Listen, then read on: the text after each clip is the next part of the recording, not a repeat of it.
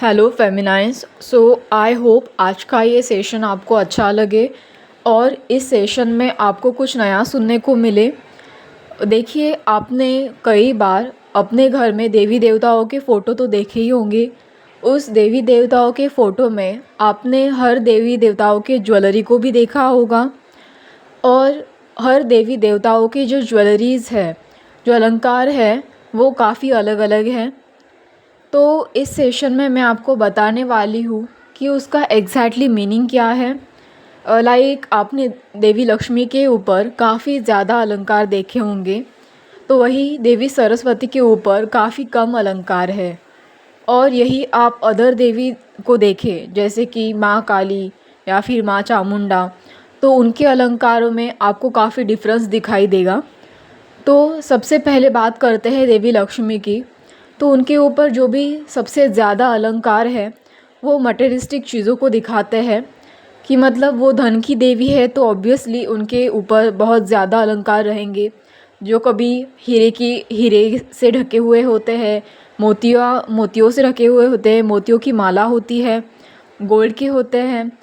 उसमें कई सारे अलग अलग किस्म के कई सारे जेम्स, गोल्ड या फिर कई तरह के रत्न जड़े हुए होते हैं। तो वो देवी जो है वो ये दर्शाती है कि जितनी भी सारी अर्थ पर मटेरियलिस्टिक चीज़ें हैं वो उनके अंडर है। पर सिर्फ इतना ही नहीं, ये तो हर किसी को पता है, पर सिर्फ इतना ही नहीं, तो ये देवी ये भी कहती है कि वो जिस भी इंसान के लिए लाभदायक है, तो उस इंसान को कहीं ना कहीं मटेरियलिस्टिक अटैचमेंट है। मतलब आपको किसी ना किसी चीज़ से अटैचमेंट ज़रूर है, चाहे वो पैसों से हो, गोल्ड से हो, या फिर कुछ ऐसी चीज़ें जो जेम्स ले लो, पर्ल्स ले लो, या फिर ज्वेलरी ही ले लो। तो इन सारी चीज़ों से आपको कहीं ना कहीं अटैचमेंट है, यानी कि आपकी जो डिज़ायर लेवल है वो काफ़ी ज़्यादा हाई है, पर वो स्पेशली मटेरियलिस्टिक चीज़ों के लिए ज़्यादा है। एंड जो देवी सरस्वती है, उनके यहाँ पे आपने देखा होगा, उनके यहाँ पे सिर्फ एक ही छोटी सी ज्वेलरी होती है। देवी लक्ष्मी की इतनी ज़्यादा ज्वेलरी उनके बॉडी पे नहीं दिखाई देती आपको, तो वो भी कहीं ना कहीं अटैचमेंट का ही सिंबल है, पर वो अटैचमेंट नॉलेज से रिलेटेड है। देखिए, आपने कई बार सराउंडिंग में नोटिस किया होगा, ज़रूरी नहीं है कि हर किसी के बारे में लागू हो, पर ज़्यादातर नॉलेजेबल लोग कम ज्वेलरी पहनना पसंद करते हैं और थोड़ी सिंप्लिसिटी को पसंद करते हैं, और उनका फोकस ज़्यादातर नॉलेज पर रहता है, नॉलेज को पाने के लिए। तो वो जो देवी है वो ये बताती है कि उन्हें भी अटैचमेंट है, पर मटेरियलिस्टिक चीज़ों से नहीं बल्कि नॉलेज से, या फिर नॉलेज से जो भी मटेरियलिस्टिक चीज़ें हम प्राप्त कर सकते हैं उससे, पर ज़्यादातर इनका फोकस नॉलेज पर ही होता है। और यहाँ तक कि आपने देवी चामुंडा को या फिर महाकाली को भी देखा होगा, वहाँ पर उनके गले में कुछ अजीब सी स्कल जैसी मालाएं बनी होती है, क्योंकि वो विनाश का कारण होती है। जैसे कि वो नेगेटिव चीज़ों को डिस्ट्रॉय कर देती है, डेथ का कारण होती है, नेगेटिव चीज़ों में वो आपको ट्रांसफॉर्म करती है, नेगेटिव सिचुएशन में ट्रांसफॉर्म करती है।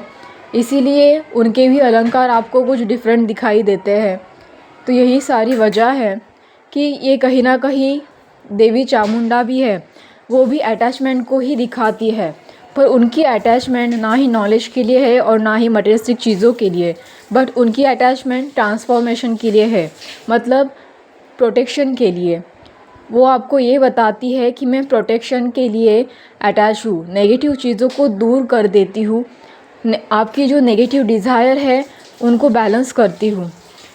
तो वो जो अटैचमेंट है वो उस नेगेटिव चीज़ों से है, उन नेगेटिव चीज़ों को डिस्ट्रॉय करने से है, जो उनकी माला उस आपको जो उनके गले में दिखती है, जो स्कल से भरी है या फिर रुद्राक्ष से है।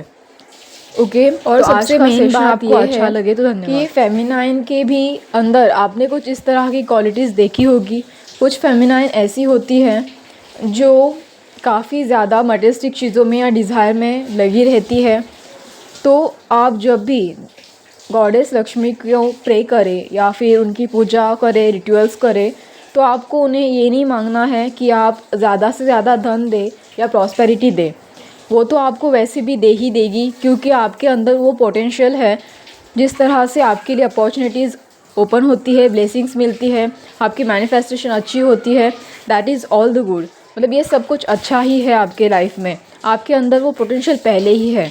पर अगर आपको कुछ मांगना है तो आप उस चीज़ को बैलेंस करना मांगे, ना कि उस चीज़ को चेस करना।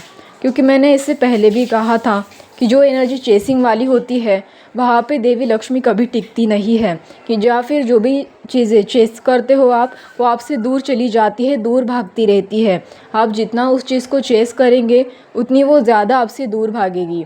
यही वजह है कि जर्नी आपको लेसन सिखाती है कि किसी भी चीज़ को चेस नहीं करना है, किसी भी चीज़ के पीछे भागना नहीं है। तो आपको यहाँ पर देवी लक्ष्मी से ये नहीं कहना है कि प्रॉस्पेरिटी दीजिए, एबंडेंस दीजिए।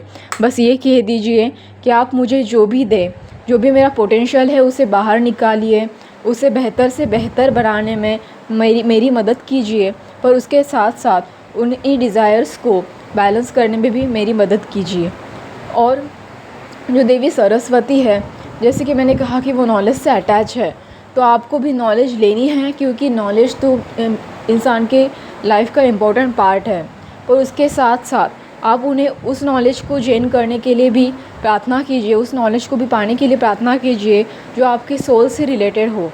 देखिए, जो हर सोल, जो स्पिरिचुअल सोल है या फिर ओल्ड सोल है, वो किसी ना किसी तरह से अपनी जर्नी कंप्लीट करने के लिए आया है। पर आपको आप इसके लिए आपकी माइंड को क्लैरिटी चाहिए रहती है, और जो भी आपकी जो माइंड की क्लैरिटी है वो आपको सिर्फ नॉलेज से ही मिलती है।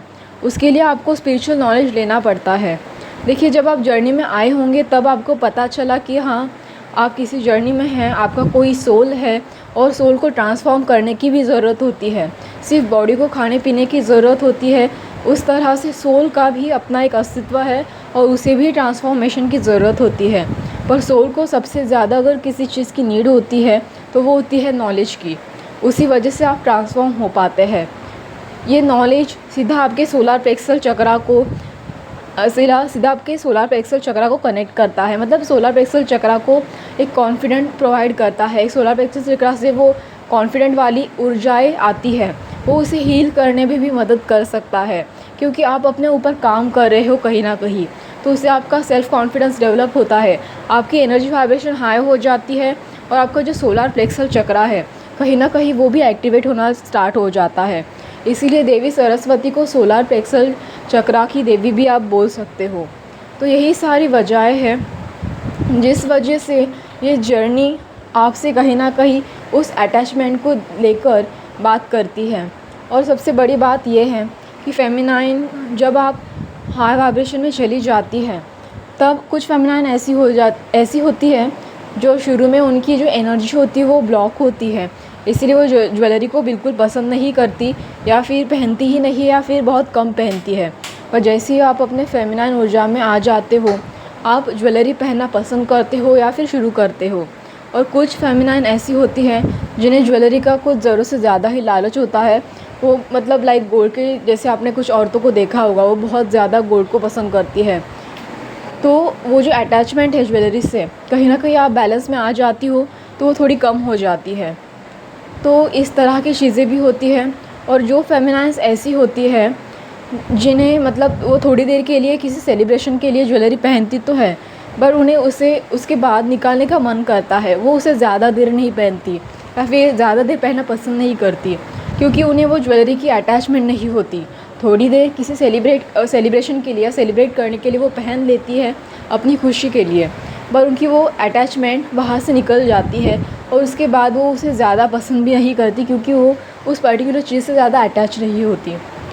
तो आज का ये सेशन यही बता रहा है कि आपने कभी इस चीज़ को शायद ही नोटिस नहीं किया होगा, पर इस बिहेवियर को आपने कहीं ना कहीं अपने अंदर आप इसे नोटिस करें, या फिर ये कुछ छोटी मोटी चीज़ें जर्नी से आती है, आपके अटैचमेंट से आती है, और ये आपको कुछ नया सिखाती है, या फिर आपके बिहेवियर में इस तरह के चीज़ें इससे पहले आपने नोटिस नहीं की है, तो आप इसे ज़रूर नोटिस कीजिए। यानी कि आपको ये भी पता चलेगा कि जो जर्नी में कुछ चेंजेस है, मतलब आप कहाँ तक बैलेंस हो, कैसे आपकी अटैचमेंट वर्क करती है, चाहे वो किसी छोटी मोटी चीज़ में ही क्यों ना हो। इससे पहले आपने ऐसा कभी सोचा भी नहीं होगा कि ऐसी छोटी सी बात आपके कभी ध्यान में नहीं आई, पर इस बात को हो सके तो आप ज़रूर नोटिस कीजिए, या फिर हो सकता है कि आपका एक्सपीरियंस इससे भी कुछ और परे हो। ओके, थैंक्स, धन्यवाद।